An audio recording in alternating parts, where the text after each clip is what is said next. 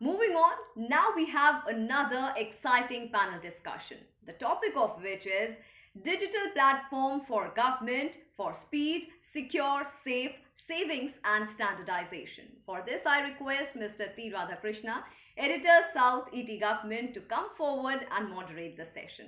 Over to you, Mr. Radhakrishna.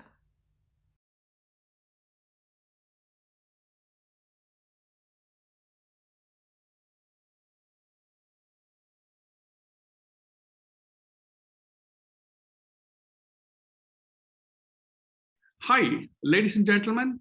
Welcome to Digital Platform for Government for Speed, Secure, Safe, Savings and Standardization panel discussion, part of the National Workflow Summit.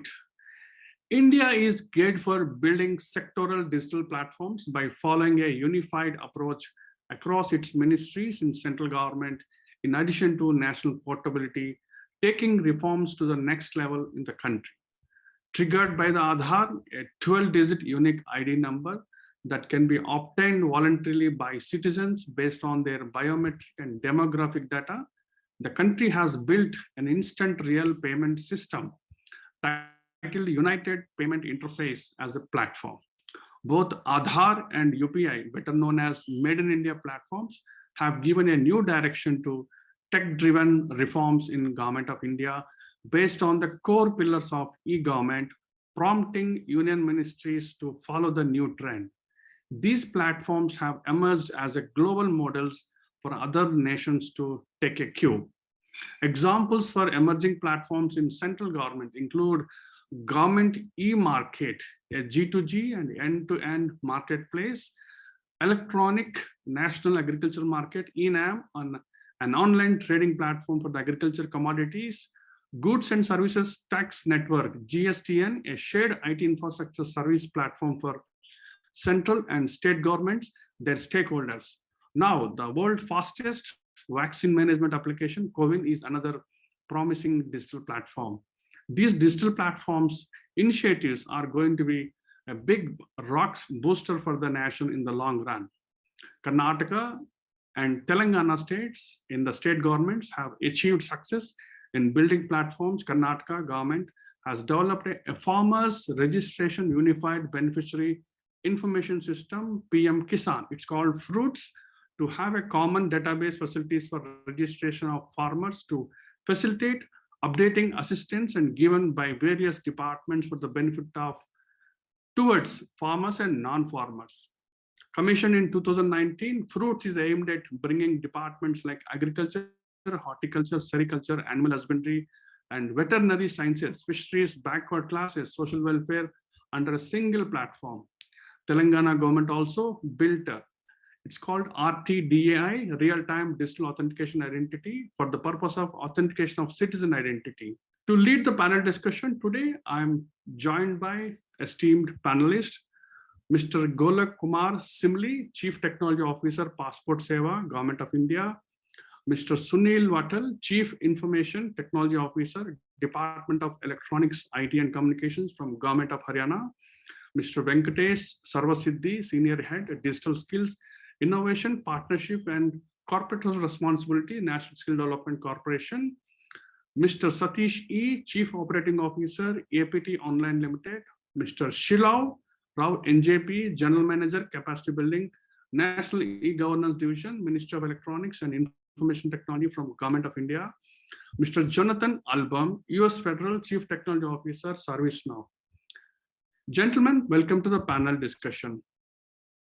My first question to today's panelists is, sir, can I have your initial remarks on sectoral digital reforms and their advantages?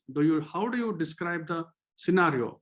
Very good evening, Mr. Radhakrishnan. Let me at the outset greet all my co-panelists, and I thank you, ET government, for bringing me into this panel discussion. But coming back to the questions, Mr. Radhakrishnan, you have put up saying that how do we look into the sectoral kind of a transformation or digital transformation, whatever we name it.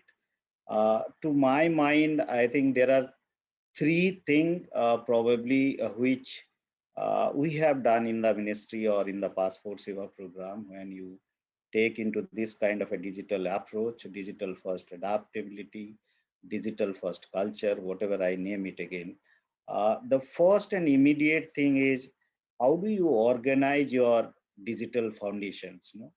And when I say so, typically I'm referring to how do you build your digital architecture at large. How do you also build your digital foundation capability so that it gives you a connected intelligence? I always say that whatever digital foundation we build, we must have a connected intelligence following across it. So that is the first and immediate thing, whatever and whenever any of us, whether I am a government, somebody from industry, somebody from academia, any one of us thinking for a digital foundation, thinking for a digital first culture, must aim of it. No, that is the first thing. Then the next thing, no, we must aim for is, the digital foundation.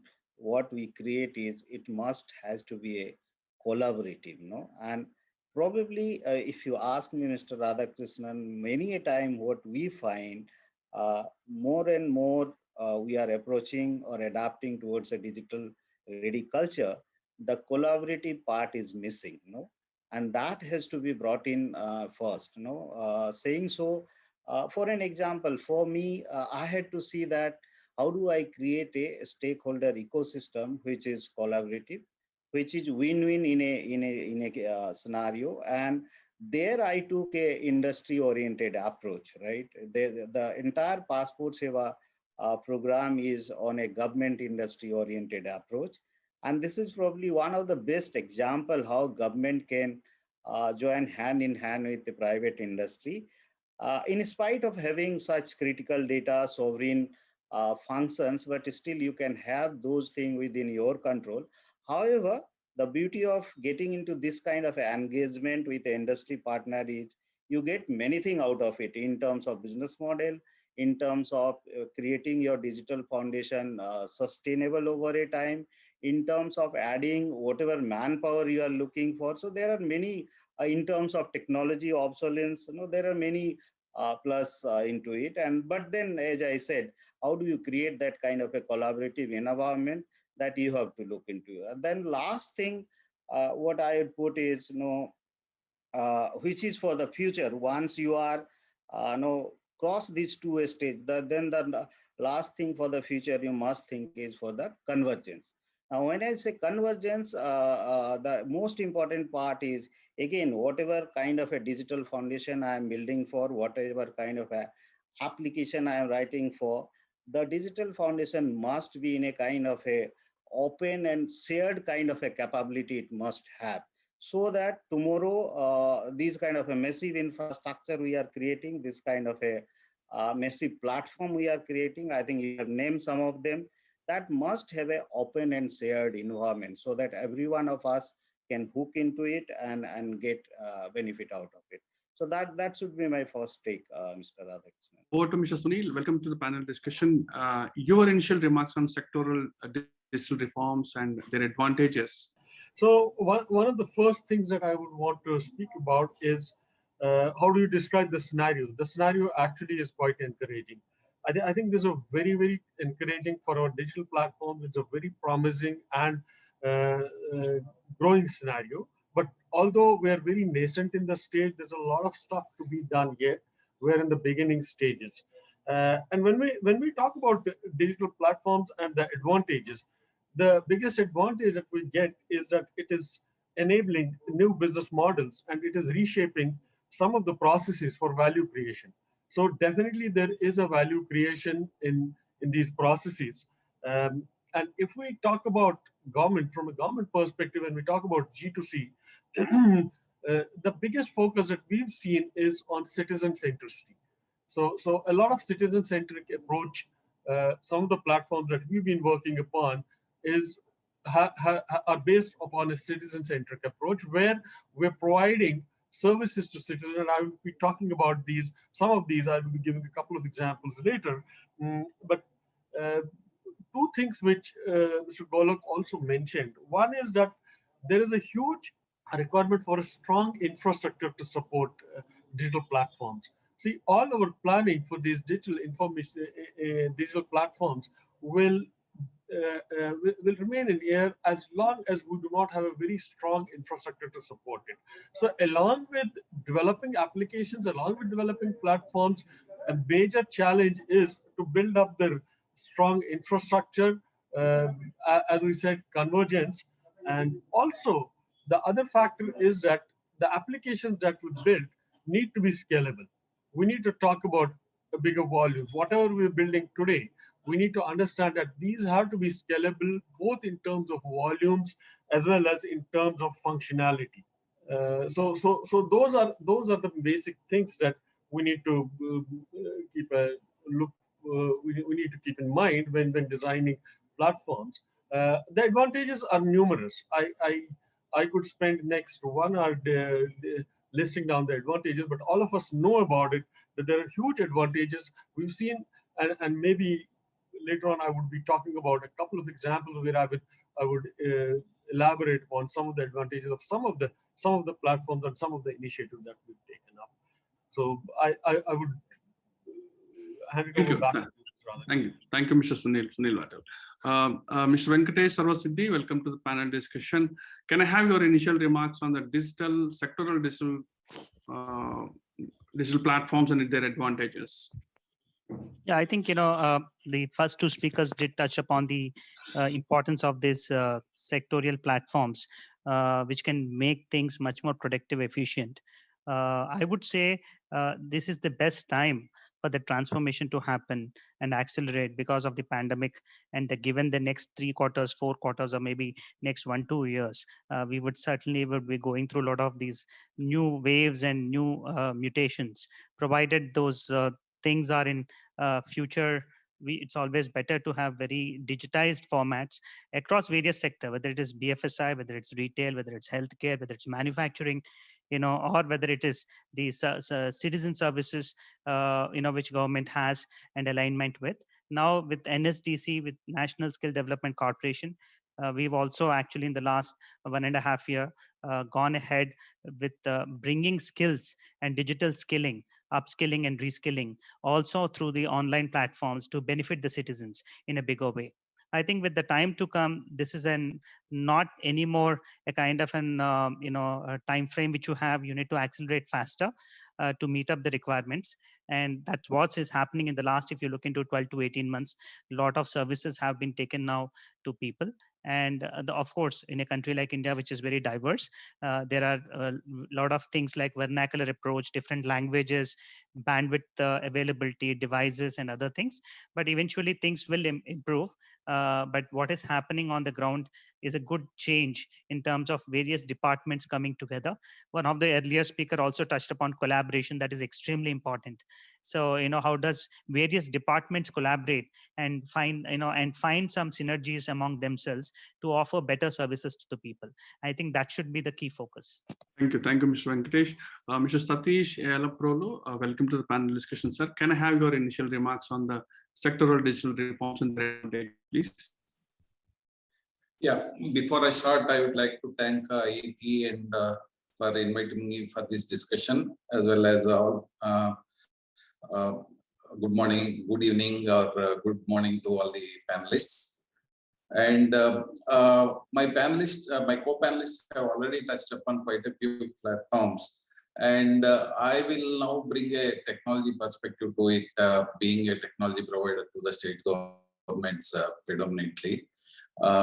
So there were quite a few platforms that were built by government departments and like NREGS and COVIN, especially the old platforms like NREGS. They have been in place for the last 10 years or so, and they've been quite successful in actually tracking the work done and then ensuring that the benefits of the payments, etc., reach the beneficiaries directly rather than through any middleman. So the will of the government or the departments to actually implement the process end to end has been quite useful in actually making those platforms successful. So the political will, and also I think technology nowadays can be implemented very quickly with all the advances in technology. So I feel that the the will of the departments as well as the adoption of technology both has helped us to bring in these platforms. And one other platform, BPPS, is actually is currently being implemented or in advanced stages of implementation and operations. So I feel such platforms will actually become the de facto applications or platforms for all citizen services in the country going forward. I look forward to a scenario wherein any government service can be made available to any citizen anywhere in the country rather than visiting a government office without a need to visit any government offices. Thank you, Mr. Satish. Mr. Shilohu Rao, NJP, welcome to the panel discussion. Sir, can I have your initial remarks on the sectoral digital reforms and advantages, please? Already my co-panelists have touched a lot of points, but I would like to give importance to innovation strategy.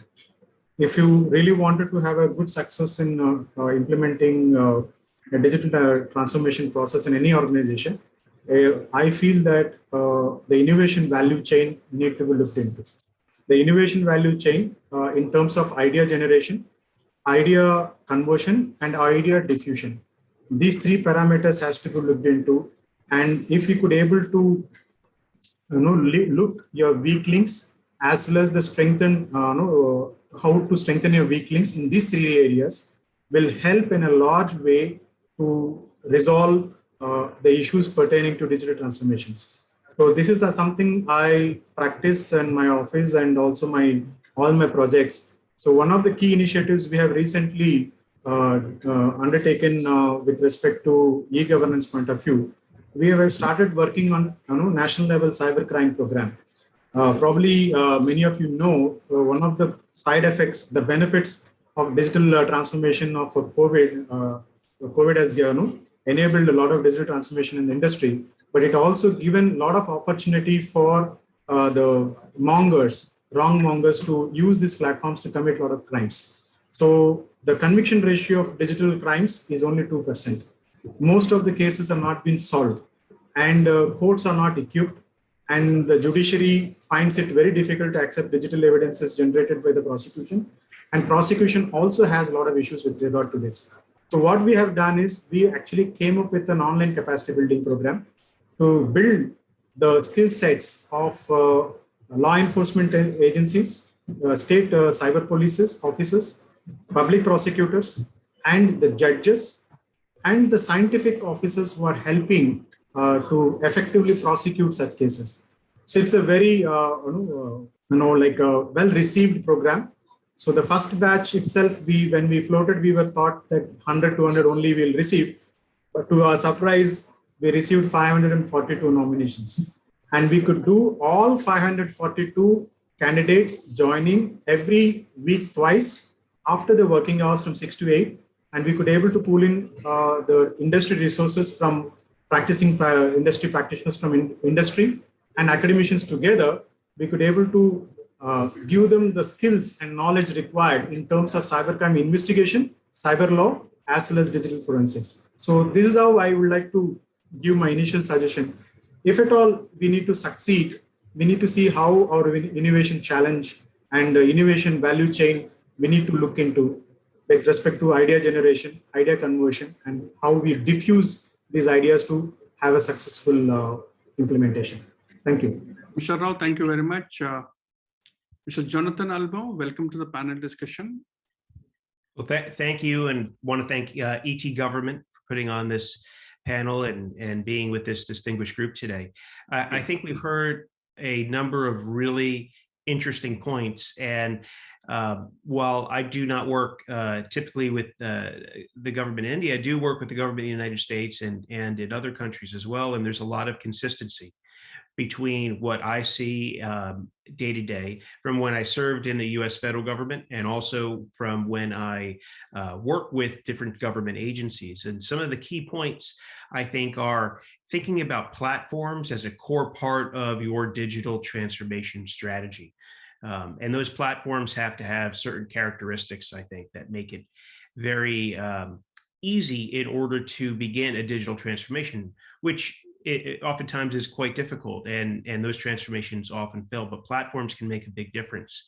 And some of the things that make some platforms more successful than others, in my experience, is one, the ability to collaborate across your organization, across governments, collaborate with the citizens that you serve. And we've heard that multiple times from our panelists. And along those same lines, the ability to develop applications very quickly.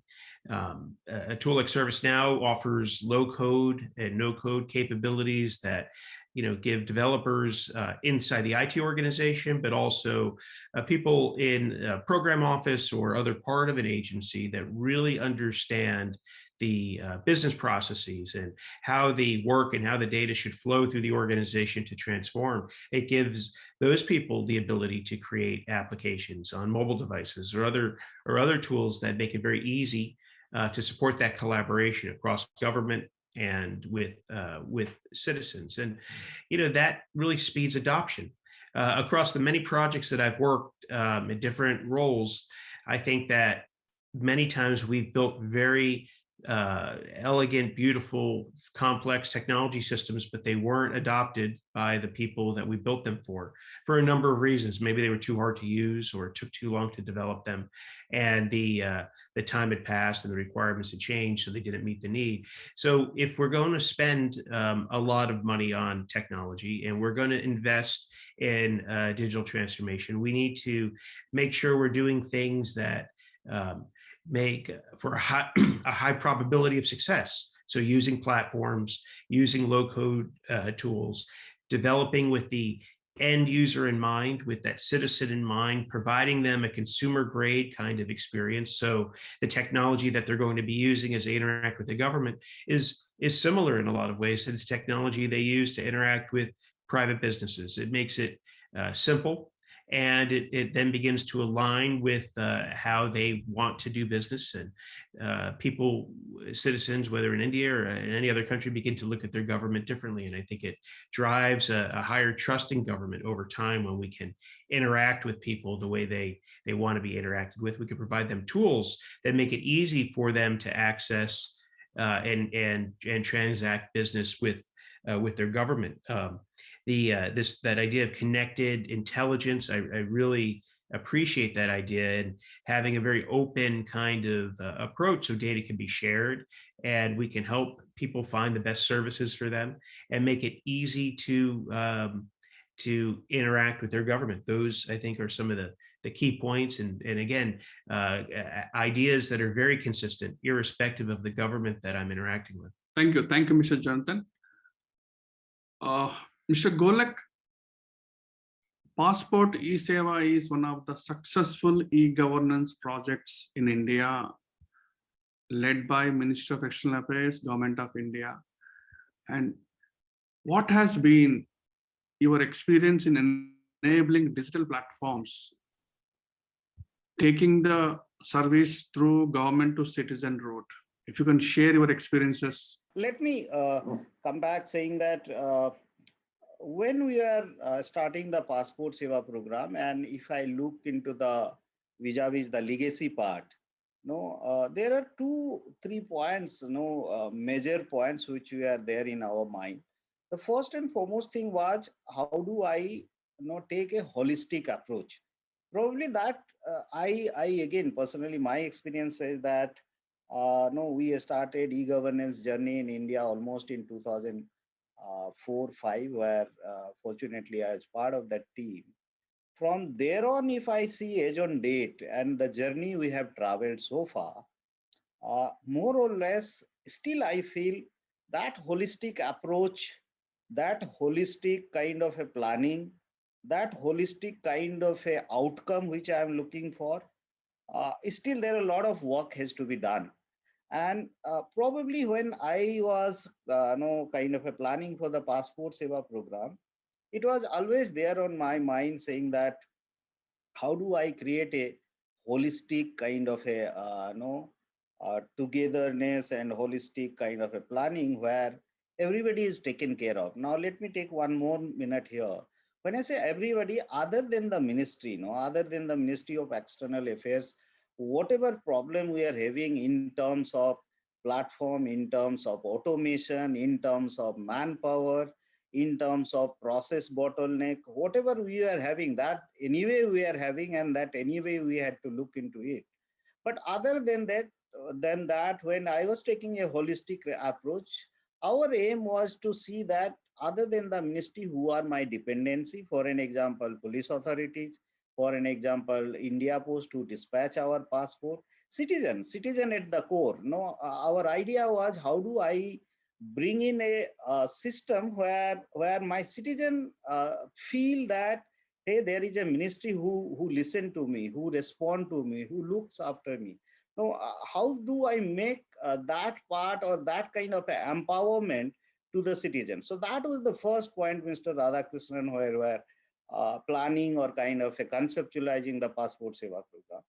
The second very fact was how do I create a visibility? Now, here again, when I say visibility, saying so, it seems kind of a very simple word, but that kind of visibility can you create in terms of transparency, in terms of accountability, in terms of business decisions, right decision at the right point of time, in terms of listening to my customer and beneficiaries. For an example, you simply tweet me, but then I'll respond back. My system will respond back. My platform will respond back. My entire system is working. So I know where exactly the tweet is coming from, what is the tweet is meant for, and where is the system the citizen is stuck up for. That means my entire end-to-end, the digital foundation, the application system, whatever I have created for, that exactly knows what is the kind of a problem I have while delivering the passport as a travel document. That was the second major part. Then the third part was, most of the time we are finding that the traditional way, the traditional approach were not working in terms of, let's say, investment, in terms of sustainability, in terms of creating this kind of a messy platform. Probably we are investing, having a big bang approach for 1-2 years, and after 3 years, the project or the program by itself was going down and dying down, right?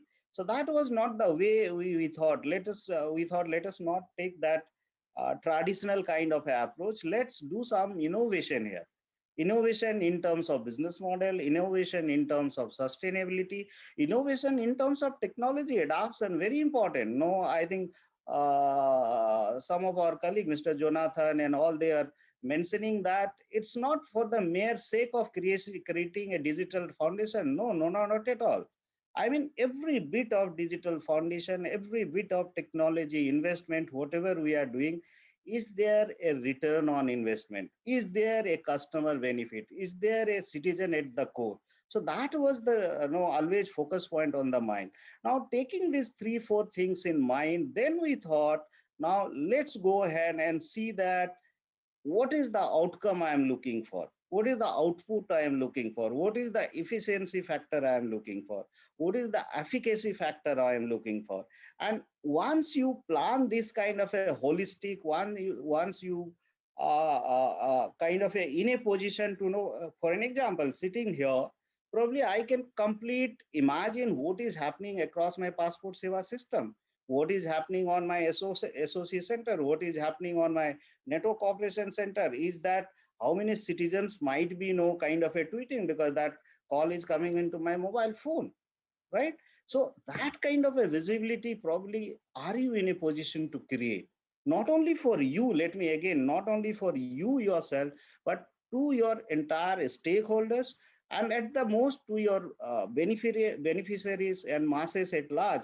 I mean, to sum up, I must say that the passport issuance system is kind of a platform, that kind of a program, which ensures that the last man sitting in a corner of a village and a person, let's say, sitting in somewhere in metro city like Delhi, are they both feel when they interact with the passport seva program. So that's the approach we have probably taken. over to Mr. Suneel Wattal, Joint Chief Information Officer. Sir, Haryana gives utmost priority to technology in government functions.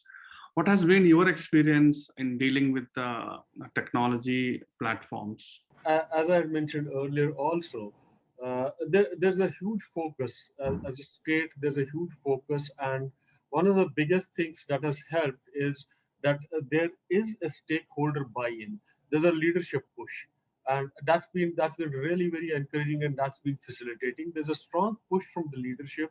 There's a stakeholder buy-in, and that actually results into collaborative approach. The departments collaborate only when there's a big push from the stakeholders.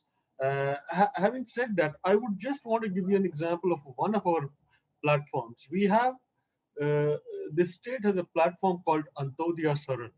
So Antodaya Saral is basically, it started with the right to service. After the right to service came into picture, and when right to service came into picture, and the state decided that we have to monitor the right to service. So we came out with a single digital window for providing all the government services.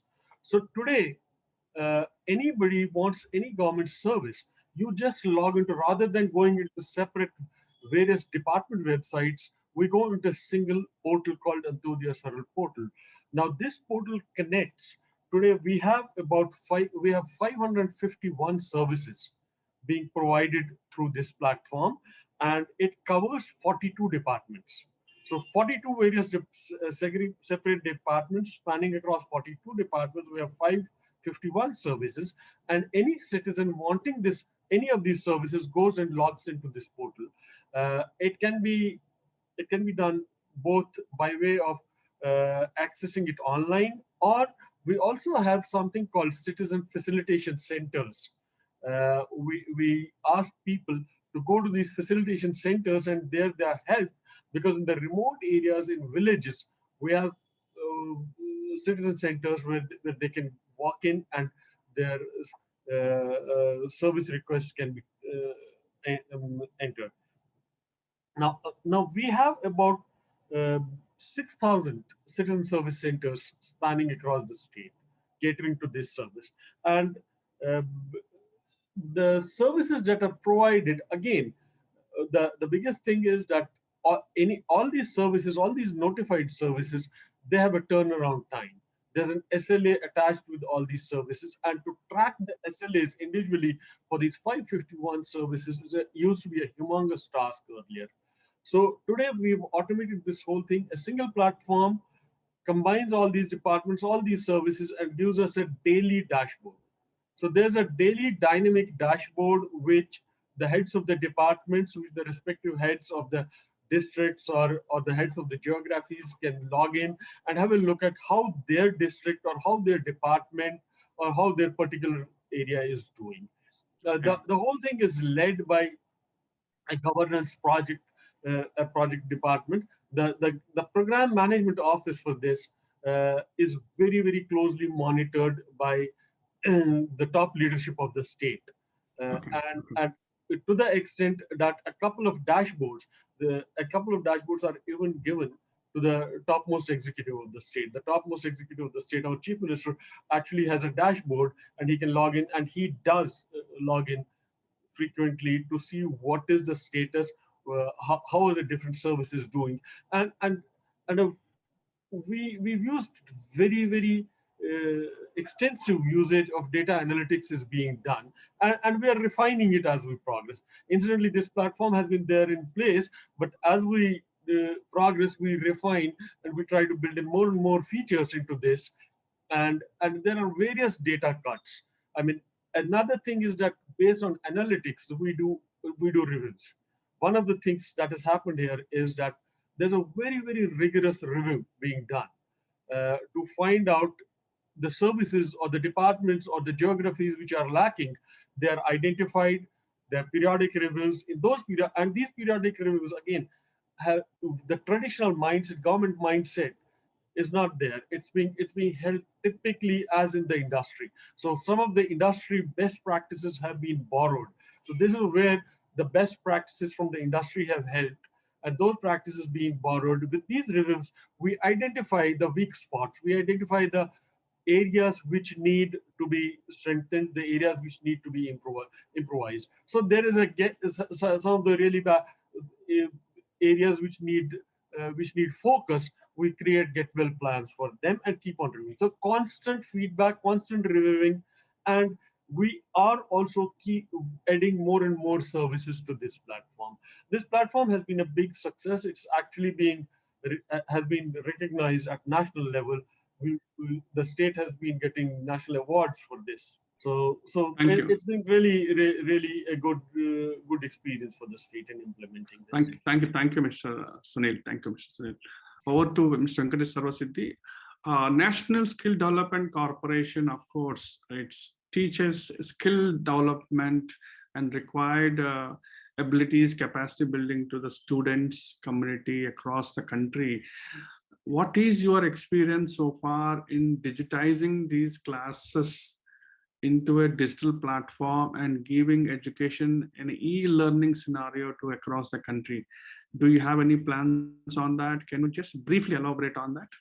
I think we started this journey way before COVID with a view of providing online opportunity for skilling, because a country like India has multiple states, multiple languages. At the same time, we have NSDC has the benefit. National Skill Development Corporation runs the world's largest skilling program called Pradhan Mantri Kaushal Vikas Yojana, the PMKVY. So, you'd be happy to know that India has almost 855 districts, and we have presence in close to 840 of them. Almost we are covering the length and breadth of India through our centers of excellence, which are set up in each district. These are called PMKKs, which stand for Pradhan Mantri Kaushal Kendras, which are PM centers of excellence, which are established for skilling. Now, in the pandemic time, when physical lockdowns were happening, we experimented with a lot of virtual ecosystems to ensure that education and skilling is continuous in nature. We, as a kind of a vision of the Prime Minister, we have set up a single stop portal, which is called eSkill India, which is a one-stop portal for anything to do with skilling across 37 sectors. We cut across from a BFSI, manufacturing, retail, healthcare, logistics, media, publishing, entertainment, you name a sector. Almost all the sectors are covered, when it comes to digital skilling is concerned. And we have onboarded close to 1,200 plus total courses. 860 of them are free contents which are available almost so that every person, every citizen, every individual in the workforce can access those content for free of cost, keeping in mind the affordability issues that may happen across the bottom of the pyramid. We also have 16 lakh plus minutes of e-content, and we onboarded close to 50 technology partners, global, as big as Microsoft, Amazon, Salesforces of the world, in bringing their platforms onto our ecosystem. At the same time, we have also given a lot of impetus to entities like startups, whether it's a Baiju or whether it is an White Hat Junior. We brought in very interesting startups which are working in the content space to empower education and skill ecosystems. So there's a lot of work that's been done, especially during the pandemic, to drive availability of the digital content in the Indian ecosystem. Thank you, Mr. Venkatesh. Over to Mr. Satish. Sir, can I have your experience in enabling digital platforms? As an entity, we have been involved in building quite a few citizen service platforms, especially msewa for the governments of Telangana and Andhra Pradesh. So our experience has been that there are a few aspects which we need to take care when we actually design or start conceptualizing and designing these platforms. One is change management is a key. This is a definite learning for us.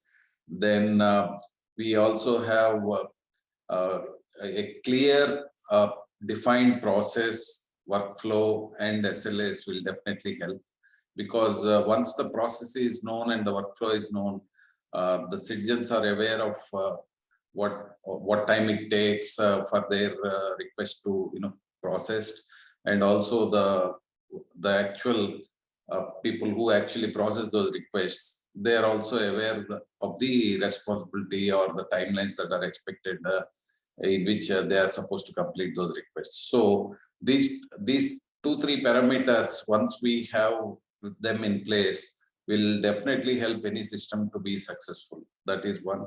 And secondly, not only build a system, for example, we can build a beautiful application available over the internet, but at the same time, the channels in which it is available, for example, all the citizen service requests, most, I will say 90% of the citizen services that are digitized are now available over the mobile. Because if you look at the end users, while some of them are in urban areas with access to a PC or a laptop, internet, etc. But most of the users, majority of the users are in rural places, and they need access to these applications or utilities over, let's say, mobile. And that is one key aspect which we have experienced and learned from that.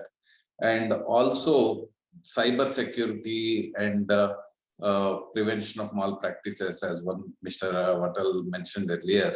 These are also a key aspect, and we need to sort of, think ahead of what are all the malpractices that can happen, or what are all the gaps that can pop up, and ensure that these gaps and these chances for malpractice are all closed during the design stage itself. Because any change or anything that we do to at the later stage after implementation is going to be very, very difficult and costly. So these are some of the experiences that we have gained while implementing these citizen service platforms. Thank you very much, Satish. Over to Mr. Shilohu Rao. Can you briefly share your experience in enabling digital platforms? First of all, it's not platforms it matters, it's the humans who are going to consume this platform matters.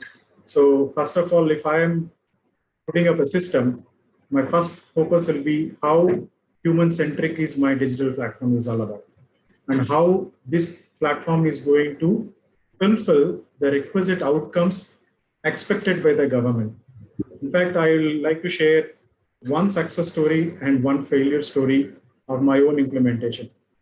When I was given a charge of building a capacity building platforms for National E-Governance Division, I had to build 2 systems, one to look into e-learning and one system to look into learning management with knowledge management sharing.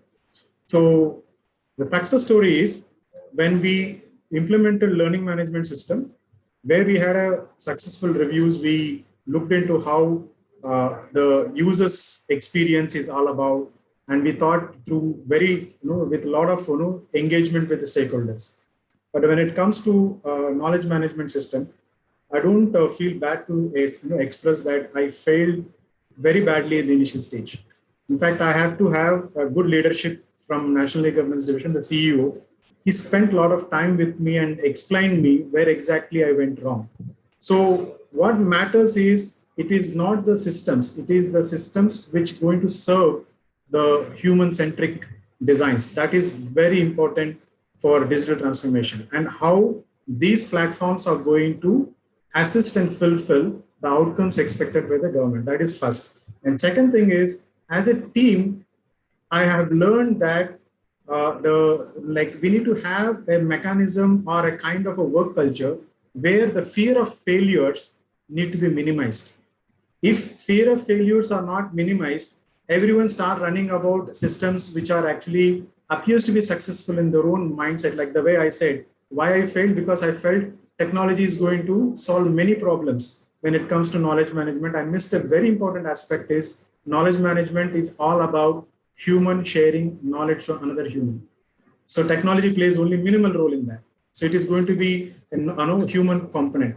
So this fear of failure can be addressed if the top leadership gives a scope for its own teams. It's okay to make few mistakes and they can learn from it and they can improvise on the mistakes and giving a second chance to the team. So this matters a lot when it comes to implementing digital platforms, especially when it comes to government. Thank you. Thank you, Mr. Rao. Over to Mr. Jonathan. Jonathan, the COVID-19 pandemic has accelerated the adoption of digital transformation in governments globally. In terms of digital workflow revolution, what are the global trends which India can benefit from, according to you? Well, thank you. That's a great question. What we saw in the United States was when COVID initially hit, there was obviously a rush to implement technologies to support remote work, and it changed the way we interacted with our colleagues. But it was also changing the way that we interacted with our citizens. And in many cases, we had to quickly adopt some digital technologies and append them onto different manual processes so people could still receive a government service. The offices that supported direct contact were all closed in the majority of cases. So as time has progressed, and it's been about 15 months in the US where we've been in a sort of a lockdown mode in which it's changing. But during that period of time, we continue to make those processes a little bit better. But what we didn't necessarily do in all cases was fully digitize them. So we had a manual process that maybe required someone to go into an office and have an interview to apply for a benefit and then sign a document, attesting to what they stated. It was very in-person way of doing work. And what we saw was maybe we would add a Microsoft Teams or a Zoom so we could do the interview online, and then a digital signature tool so I could still sign. So I have my same manual process with some digital technologies associated with it, so the process continues. But I think the question that we're asking, and I'm hearing a lot of my CIO colleagues ask, is that how we want to do business going forward? As the panelists have stated, we're in this tremendous period of opportunity right now, where we can really change the way we do our work. And that's what people are recognizing we have to do right now. We have to rethink and redesign these processes to work in this new world where we're going to have a very hybrid workforce, where people's perspective on how they want to interact with their government has changed. For the past year plus, we've been served by many companies in a very digital way. And now the expectation is that government can serve us in this same very digital way, and they can do it on my terms, on my time.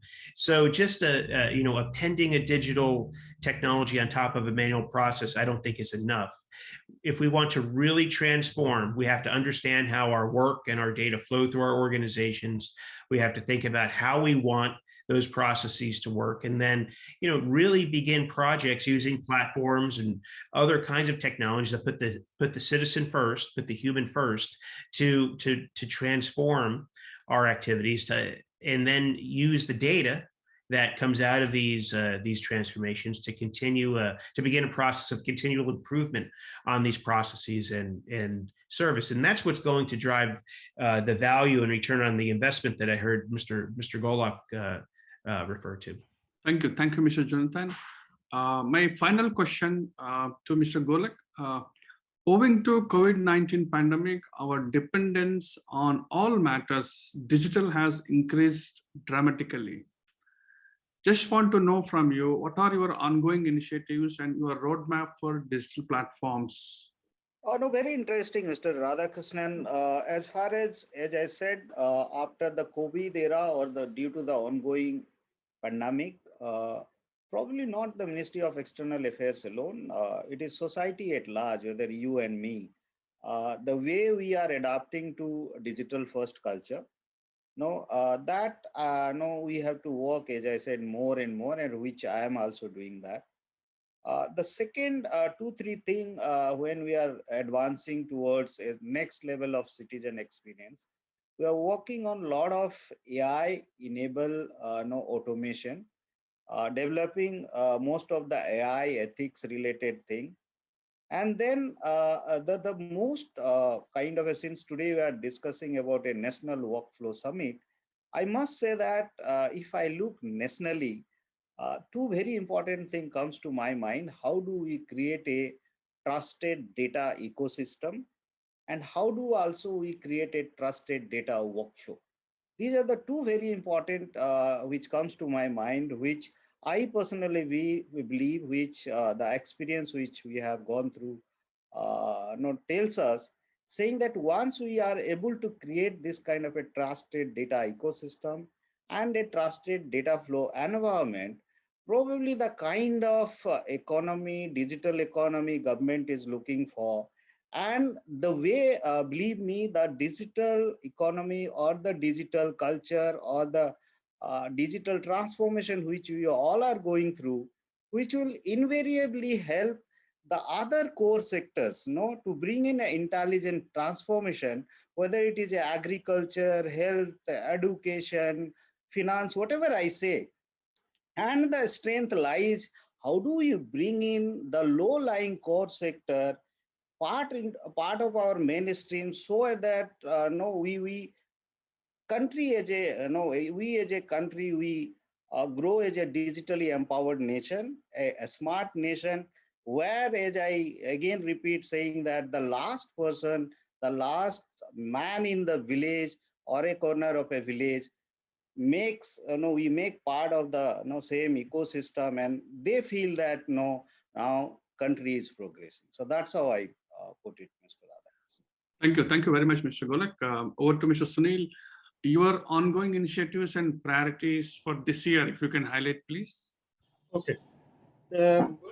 One thing I would say is that there's a lot of opportunity which past 1 year, in the last 1 year of this pandemic, it has opened up a lot of opportunities for digital transformation and more dependence again. So the usage has gone up like anything, and opportunities are there.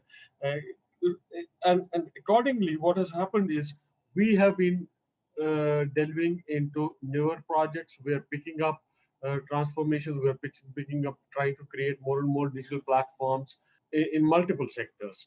But a couple of ones which need special mention here is we are working on one farmers agriculture procurement system, which traditionally the farmer produce, which the government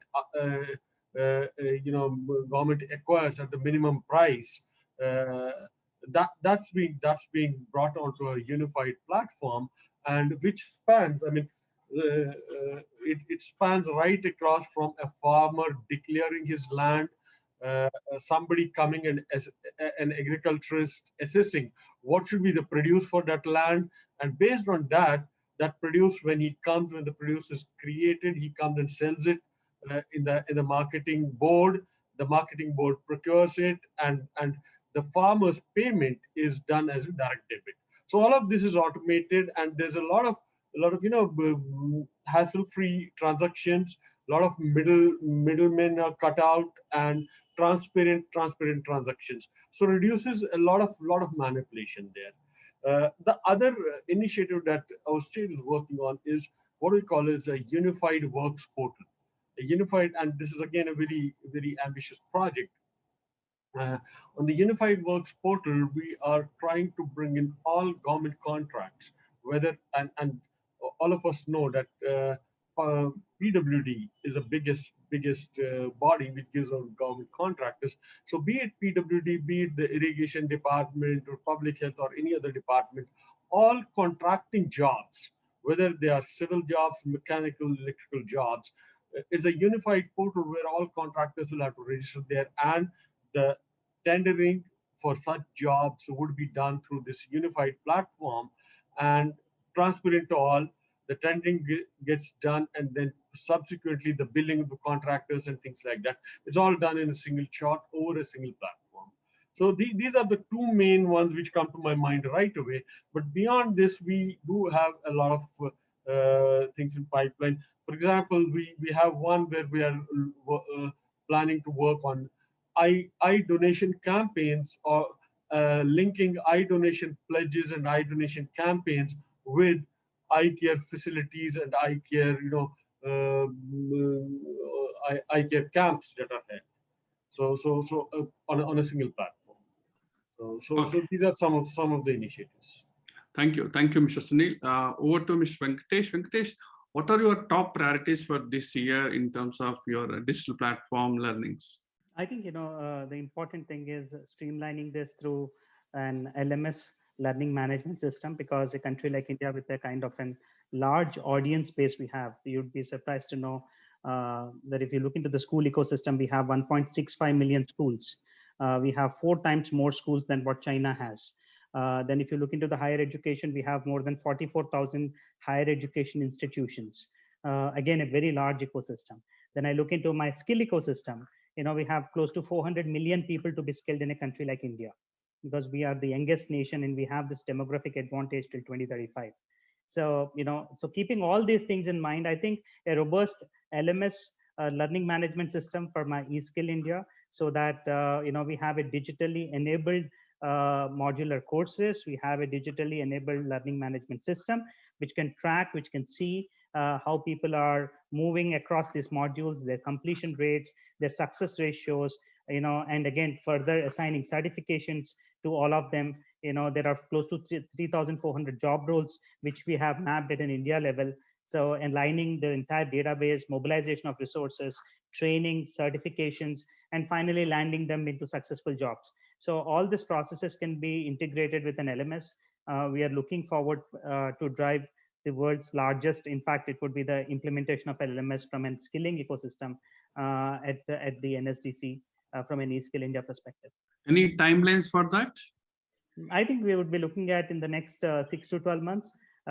We want to pilot with some of the existing LMSs and the organizations which can support in this, and possibly, basis the pilots, we want to roll out a large LMS implementation. Thank you, Mr. Venkatesh. Over to Mr. Satish. Your priorities for your partners, msewa partners. Yeah, definitely. I have been listening very carefully while our stakeholders from the government are outlining their priorities, because obviously government priorities are my priorities being a technology partner. So I'll definitely discuss them with the governments here. And secondly, in terms of our initiatives with the local governments in AP Telangana, we are working on digitization of land records, which includes digitization of survey, then digitally recording the coordinates, and then making them available in terms of, in a digital format to the citizens, readily available anytime, anywhere. And is also, it part of the Dharani? Is it part of the Dharani? Dharani is more of registration and mutations. Okay. So while most of the work on Dharani has already been completed and implemented, so this is the next step wherein to eliminate disputes of boundaries or land records, old land records, etc. So we are actively working on one such initiative. And secondly, we are also looking at taking the citizen services, for example, which needs multiple steps. How do we actually, keep the citizen involved?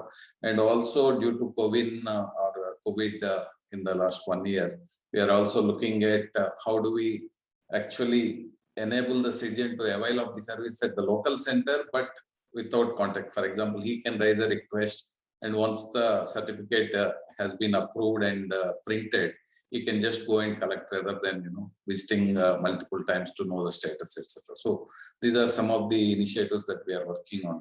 Of course, the government priorities are our priorities, and I will take the learnings from this session to the government here, definitely. Thank you, Mr. Satish. Over to Mr. Shilohu. I hear very nicely, you nicely put innovation and human intelligence in the previous questions. Just want to check, how do you see the roadmap and your ongoing initiatives for this current financial year, sir? See, one of the important aspects that COVID has taught us is that adaptability of technology. In fact, the way we rapidly adapted to the new technology, it has left some amount of knowledge gap, both at the bottom level and the top level of governance. So my view will be that we need to build the digital capability and leadership capability of both the top level as well as at the bottom level of the governance. So you may be knowing that there may be beginners, there are conservatives and passioners, but we have to focus on digital mastery. So we can help the beginners to achieve digital mastery and conservatives to achieve the mastery with a limited amount of effort. So with this context, what we are going to do next 1 year is we're going to build a state-of-art digital cyber lab in association with an academic institutions like National Law University Delhi, National Law University Bhopal, and Bangalore.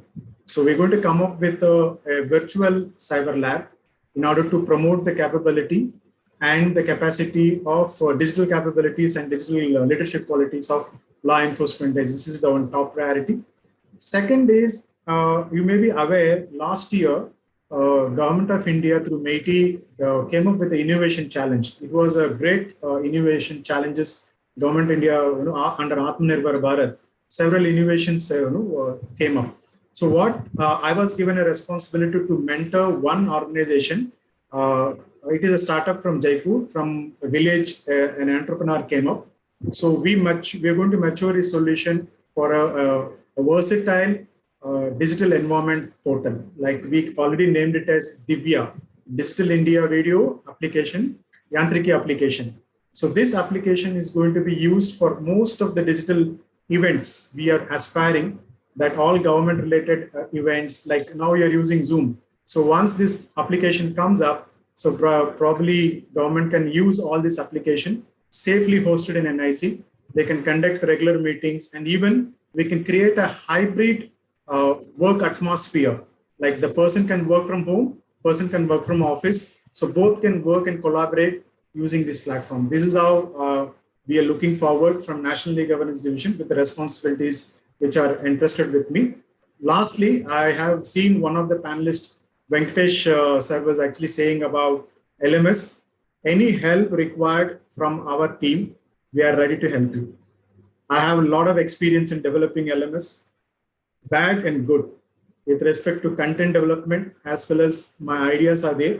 I'm willing to share my ideas with you to put up such a wonderful, useful system for entire. I see your vision that you want to cover education as well as the skill sector. So any help is required or any suggestions are required, be volunteer to help you out. Thank you very much. More than happy to take your help. Thank you, Mr. Shilohu. The main purpose and agenda of any panel discussion from Economic Times Group is to enable the knowledge between the panelists, between the organizations. Like Mr. Jonathan mentioned, how digital workflows that create a great experiences and unlock the productivity. Similarly, we want from Andhra Pradesh to learn from Haryana to give their knowledge to some other organizations, some other others to pick up the intelligence from others. So this is the platform for all of you. This is just we also learn from you, from your intelligence and your market information. So I once again thank you, gentlemen. This is a beautiful platform to learn. So back to the final question to Mr. Jonathan. ServiceNow is a global software company that develops cloud computing platforms to help companies and governments to manage digital workflows for enterprise operations. And you deliver digital workflows that create great experiences and unlock productivity in terms of collaborations with the government organizations, maybe any Asian country or India. Can you highlight your engagement models, Mr. Jonathan? Sure. So often digital transformation projects are challenge projects. They fail for one reason or another. And one of the reasons that sometimes they don't receive the support they deserve is that we make a big investment and then the agency, the government, the citizens, they don't see the value in the technology that has been purchased and then implemented. So much of the engagement effort is about making sure there is value. And in my experience, it always begins with ensuring that we, the ServiceNow and our customer in the government, outside of the government in the United States or any other country, that we can agree on a digital transformation roadmap, that we know what we're trying to accomplish, who we're trying to serve. We understand what the outcomes are going to be, and that's a starting point for any of these efforts. If you're buying technology and you don't understand what you're trying to accomplish, you risk buying the wrong platform per se, or buying the wrong technology set. And then once you understand what you're trying to accomplish, and we have that that we've envisioned what this value is going to be, we can then work together in partnership to really create value, to implement a technology that is done so we can think about that new process and implement it so that digitally transformed process will be there to serve citizens. And if we're doing our job well together, we understand that old process. We learned how the data flows, we learned how the work flows, and we know what the old process looked like, and we have a baseline for how effective it was. And as we implement that new process and we've redesigned and rethought how we want the work to happen in this digital transformation age, we can then measure the success of that new process, and we can compare from before to now once we've implemented that technology. And as we see those improvements, those are really ways to validate the value that we've achieved together. And as we have these stories that we create, we can champion our success as a team. We can share this information with the people we serve, with others in our agency, with elected officials and other stakeholders. So we have a very virtuous cycle in our engagement efforts. It's not just about the technology. There are a lot of technologies. ServiceNow is, I think, a tremendous platform for digital transformation because it's a single piece of technology. It's one architecture. It's one data model. It's one platform. But even if it's a great technology solution, you have to do this hard work of understanding what you're trying to accomplish, working together to implement a system successfully where we can create and then validate value, and then be a champion for success and tell that digital transformation story as often and as loudly, and in forums like this where we can learn from each other, just like you pointed out, and share those stories so we can do more digital transformation projects after, continue this process, which is really more of a journey than a destination. So I think it's been a very inspiring conversation this morning for me. I've enjoyed it quite a lot. Thank you. Thank you, Mr. Jonathan. I think most of the panelists are in principle, digital platforms are in need of the hour, and our offline practices, legacies are becoming digital. Digital platforms may become global products. Global products become an innovation, and this is how we need to speed, secure, safe, savings, and standardization can become the part of the digital platforms. With this, I sincerely thank all our panelists for joining today's panel discussion.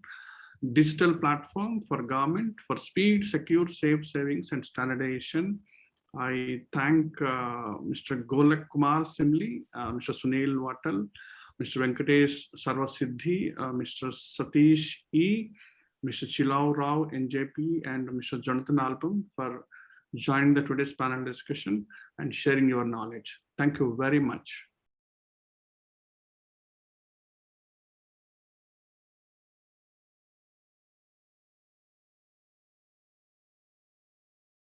Well, thank you, panelists, for the knowledge sharing session. We will quickly take a short break here. Stay tuned as the discussions are really getting interesting. We will be right back.